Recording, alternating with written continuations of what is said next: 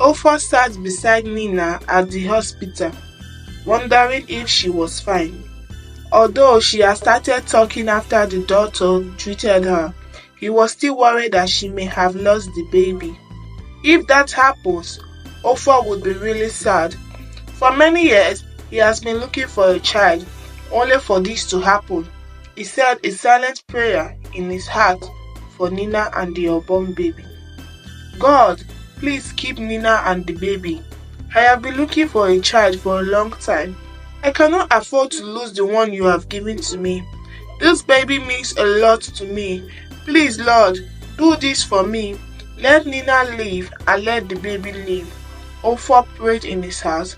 He earnestly hoped that God would answer his prayers. Just then, the doctor taking care of Nina entered the hospital ward.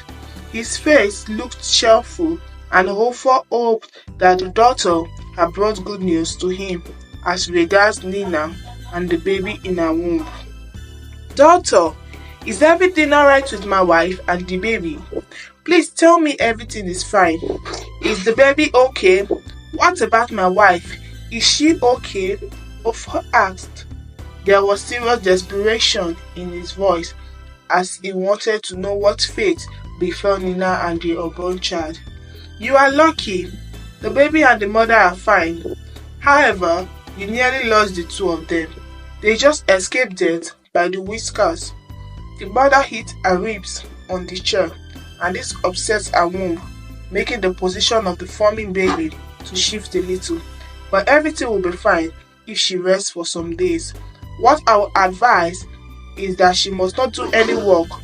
She must be allowed to rest endlessly. Your wife must not enter the kitchen or go to the market. She must avoid anything that will make her to stress herself. Also make sure you give her good food that will make her strong and able to carry the baby for the remaining few months, the doctor said. I am so happy right now, doctor. I will do everything you have asked. I will obey everything you said. In fact, I will employ a housemaid for her just to make sure she does not do any work in the house. I have been looking for a baby for a long time. Since that, I will not allow this to slip through my fingers. Thanks very much, doctor. Ofor said to the doctor with a heartwarming smile on his face. He was overwhelmed with joy after he heard the baby was still alive. After a few hours, Nina was discharged from the hospital and Ofor drove her home. When they got home, Ofor made the decision to chase Lily away from the main building. You will start living at the boys' quarter. I have prepared 2 rooms there for you. Everything you need will be provided for you at the boys' quarter. From today, you are not allowed access into this house. Stay away from Nina, and let me just make this clear. Nina is no longer your housemaid. She is now my wife, and you must accord her all the respect deserving of a wife. You can't be sending her around anymore. Besides, the doctor said no one should stress her. She can never cook for you again.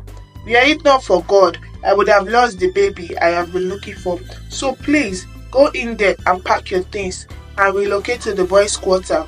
And never you enter this building again. Ofor tells Lily. His voice was very harsh. After all the years I have lived with you as your wife, this is how you want to treat me? After all we have gone through together as husband and wife, you just want to throw me away like a piece of trash. I helped you build this house. I helped you build your life. I was here when it all began. I was always here for you in good times and bad times. I gave you everything and all the support a wife should give to her husband. And now you want to discard me like unwanted trash? All because of Nina the housemaid. I was even the one who advised you to marry her. And now she's taking my place? This is not fair, Lily said tearfully. Point of correction, Lily. You did not give me everything the wife should give to her husband. You failed to give me a baby. You failed woefully to bear children for me. For 12 years I have lived with you, and it is now clear that you are as barren as a desert. You are jealous because Nina got pregnant before you. That is why you wanted to kill her and the baby. But glory be to God that it did not happen. Now I will protect Nina and the baby in her womb.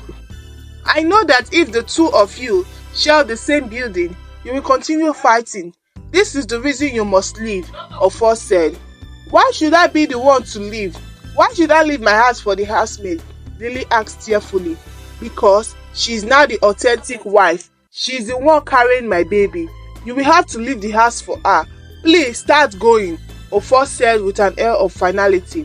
Nina packed her things and moved into the boys' quarter as instructed by Ofo. Lily was very sad that night. She could not sleep, so she came out to the balcony to receive fresh air to see if her temper would calm down.